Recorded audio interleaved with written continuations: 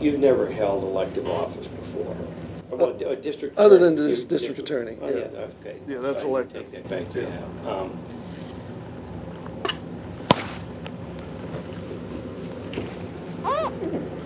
Having said that and taken that back,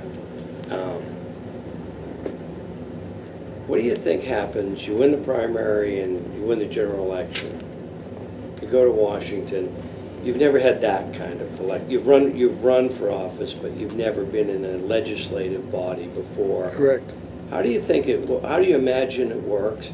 How do you, there's a school for people when they get elected, but how do you make anything happen when you're going to be somewhat a novice at that, at legislation?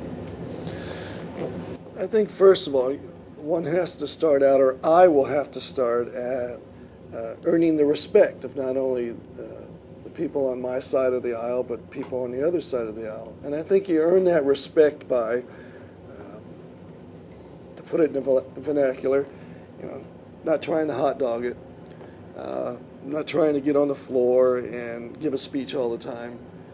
You work hard in reviewing what legislation is needed in your own district. You know the issues, you know the facts. Whatever committees that I would be fortunate enough to get on, if I'm fortunate enough to be elected, is you learn those issues and you learn them till you can recite them in your sleep. You talk to people continually, in not only again on your side of the aisle, but the other side. And my father always told me, once you earn the respect of people, once you treat people the way you want to be treated, but not be pushed around, you're going to get along much better and you're going to get more accomplished. So my approach is that I will be professional, I will be courteous, I will not be intimidated by anybody. Listen, I've been threatened by drug dealers and murderers and drug lords to the point where I had to have security. Washington isn't going to intimidate me. I'm 57 years old. I've been around the block a few times, and I will certainly sit down with an open mind and talk to people. And I made this quite clear when I went down and they kicked my tires. If you think I'm here just to vote the way the party tells me to vote, that's not going to happen. I'm going to vote what's best for my district and what's best for the country.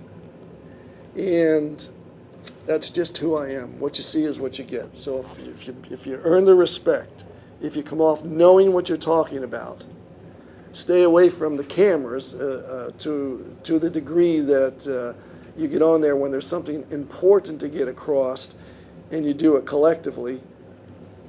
And I think one can easily earn the respect of the peers. How long do you think accomplishing that takes, however? I think is within the first few months,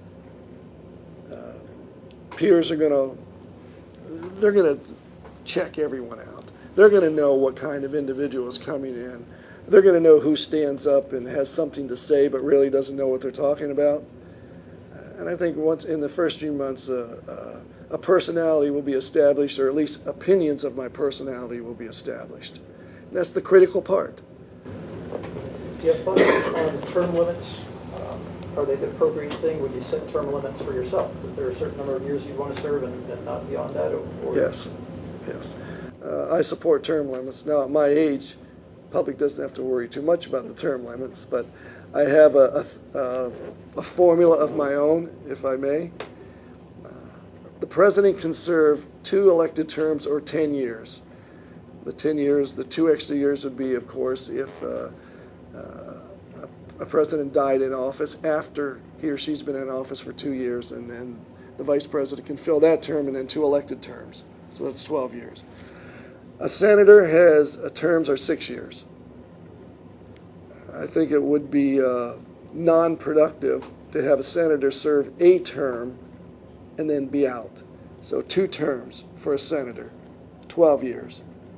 And House members a term is 2 years. So 6 terms for a House member would be 12 years. So it's within that 8 to 10 to 12 year area.